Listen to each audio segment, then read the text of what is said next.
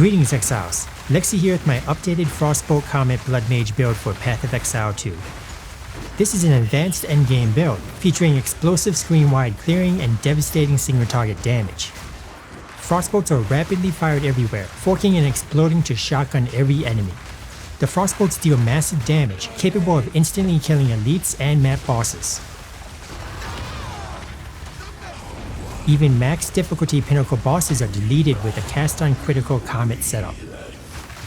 In this video, I'll first explain the build mechanics and skill rotations. Be sure to watch the Getting Started section if you're new to my builds.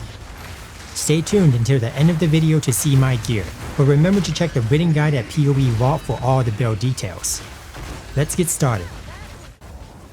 I first created this build at the beginning of the early access release in patch 0.1, using an Archmage Stormweaver setup. The starting premise of the build was to utilize Snakepit's interaction with Frostbolt.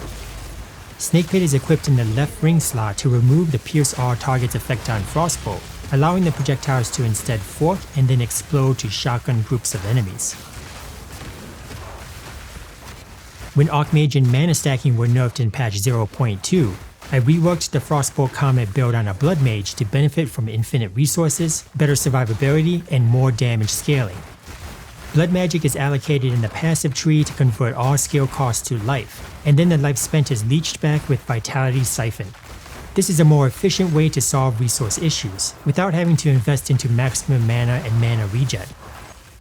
Stacking life with Grasping Wounds and Crimson Power improves the survivability of the Blood Mage, and when Rathpith Globe is obtained, life also scales crit chance and spell damage.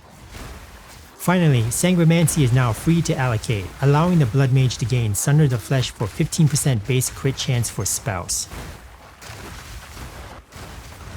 The Blood Mage continues to be the strongest version of the Frostbolt Comet build in the current 0.3 patch, due to new tech being added.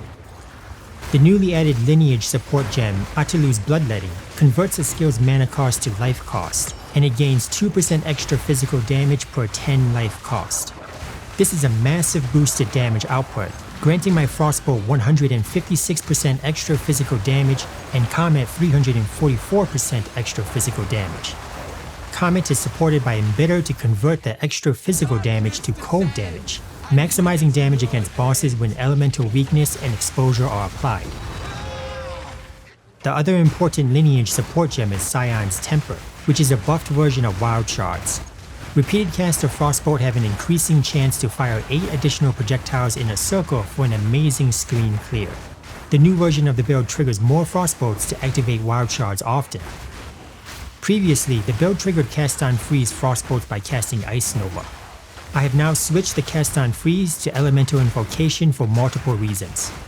The only downside to this change is that you must press an extra button to release the Frostbolts. However, the positive benefits far outweigh this minor inconvenience. Elemental Invocation allows for more control of when and where Frostbolts are released, allowing you to build up energy and dump on elites or huge packs of enemies. Cast-on Freeze has been combined with Ignite and Shock trigger gems into cast-on elemental ailments, but the Spirit Reservation is now 100 instead of 60. Elemental Invocation still only reserves 60 Spirit. Many new nodes benefiting invocation spells have been added to the passive tree, increasing their damage and trigger amount. Invocated Echoes is the most powerful, granting a 40% chance to consume half as much energy.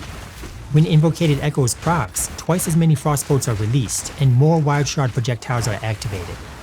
Overall, the new Elemental Invocation setup has significantly better performance if you don't mind pressing the button.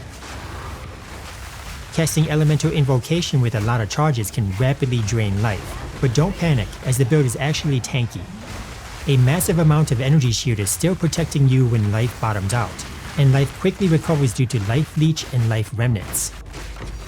The starting passive tree setup obtains a few nodes to enhance energy shield recharge rate and start time. Survivability is massively improved upon with tech in the advanced version of the passive tree. Insert an Undying Hate Timeless Jewel with Tribute to Tech Rod to convert Elemental Equilibrium to Sacrifice of Blood, granting an insane amount of life regeneration from casting skills. Afterwards, allocate Zealot's Oath to apply the life regeneration to Energy Shield, making the build giga tanky without needing Energy Shield recharge nodes. Let's break down the skill rotations. To clear groups of enemies in maps, cast Ice Nova to freeze enemies with its built-in freeze multiplier, combined with freeze support and increased freeze build-up nodes in the passive tree. Once Elemental Invocation gains charges from freezing enemies, aim in the direction you want most Frostbolt projectiles to travel before casting the skill. Wildshard projectiles will also fire around you for screen-wide coverage. Against elites, Frostwall can be cast on top of them before Frostbolt projectiles arrive to cause more shotgun explosions. If they survive, cast Cold Snap on frozen elites to finish them off.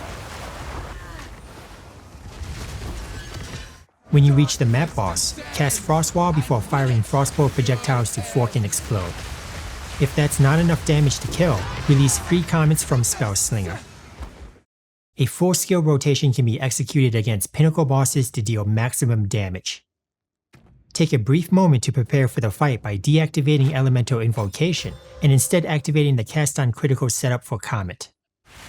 If you have a Duelist wand, you can also fully charge Spellslinger Comets by spamming Orb of Storms. Then allow Orb of Storms to expire to generate lightning infusions. Approach the boss and cast Sigil of Power from a Chiming Staff equipped in the second weapon set, and Elemental Weakness supported by Cursed Ground.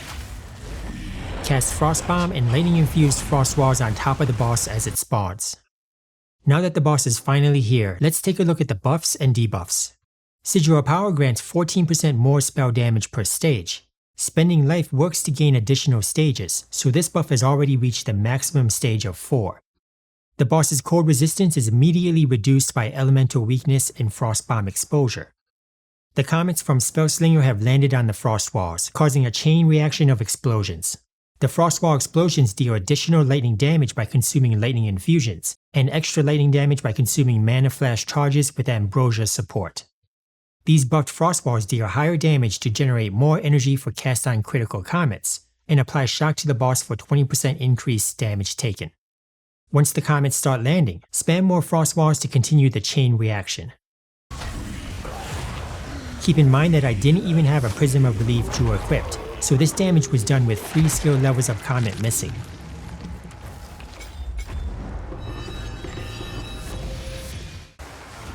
The Frostbolt Comet Blood Mage is an advanced endgame build that requires heavy investment, which is why I released my starter builds first. Start a new witch character with my Ice Nova Snap leveling build guide. Leveling is made easy by generating cold infusions with Snap to empower Ice Novas for massive damage.